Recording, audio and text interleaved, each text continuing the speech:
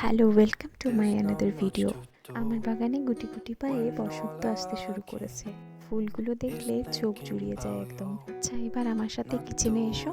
আমি একটা ওটসের recipe share করব। এটা আমি খুব হেলদি উপায়ে বানানোর চেষ্টা করেছি। আজ আমি বানাচ্ছি উইদাউট সুগার ওটসের কেক।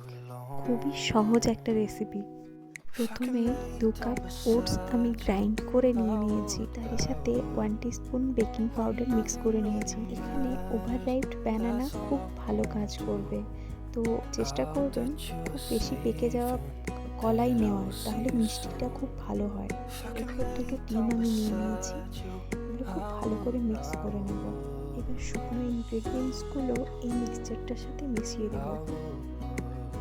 বেশ কিছুদিনই আমার ছেলের শরীর অসুস্থ থাকায় আমি ভিডিও দিতে পারিনি, কিন্তু এখন ও অনেকটাই ভালো আছে। আচ্ছা, ব্যাটারে এবার দুধ মিক্স করব। এটা কিন্তু আমার বেবির জন্যই আমি বানাচ্ছি বেসিক্যালি। মিক্সচারটা রেডি হয়ে গেলে আমি কিছু কিশমিশ দিয়ে দেবো।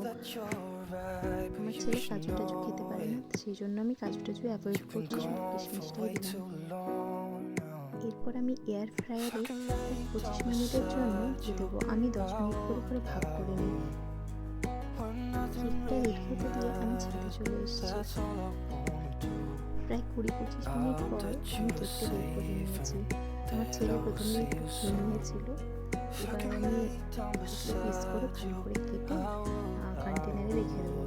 এটা 1 সপ্তাহের মতো রাখাই যায়। ট্রাই করে দেখো, আশা করছি ভালো লাগবে, বাচ্চারও খুব ভালো লাগবে।